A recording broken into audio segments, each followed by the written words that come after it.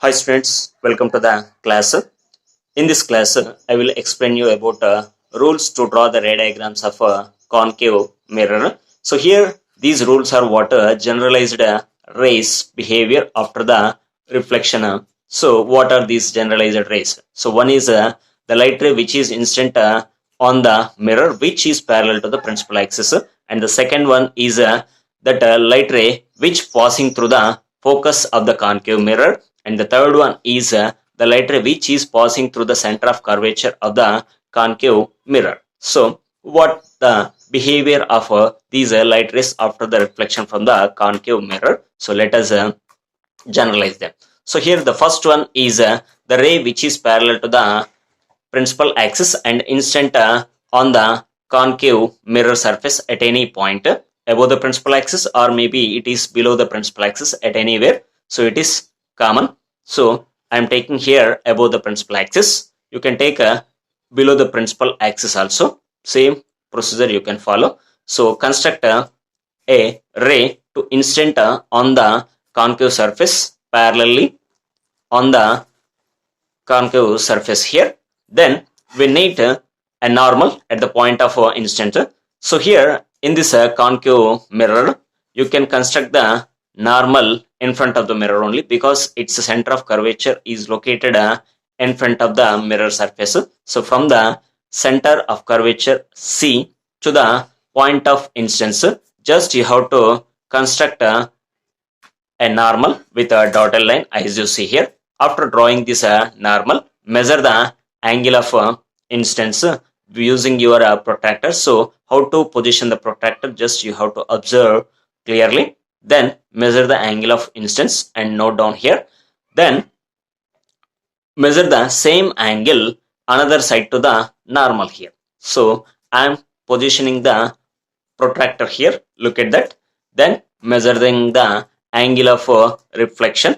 Then identify a point to recognize that angle. Then join the point of instance and the angle point what you recognized here.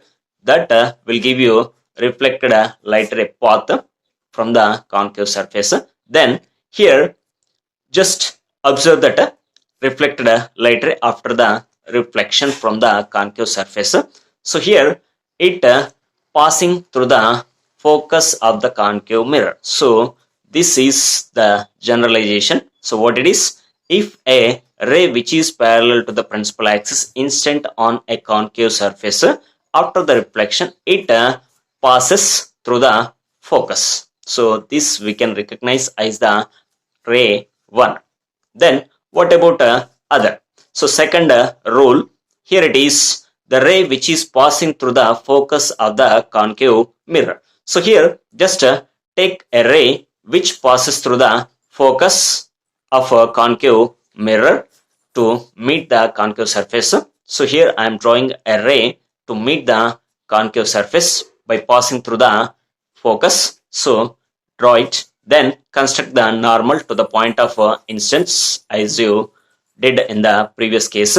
So constructed a dotted line here called as normal. Measure the angle of instance using the protractor. So position as you see here. Then note down the angle of instance. Then after note down this value, another side to the normal. Measure the same angle. Then join the point of instance and the recognized point here. You will get reflected light ray path.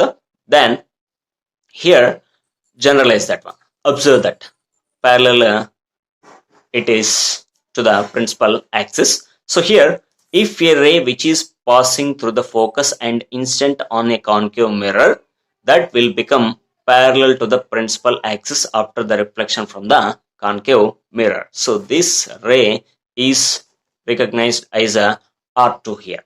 Then we will go for the case 3 or rule 3 here. So that is a ray which is passing along the normal. So normally instance. So here a ray which passing through the center of curvature and instant on a concave mirror surface. Then after reflection what happens? So here there is no angle to measure here. Just you have to retrace the path.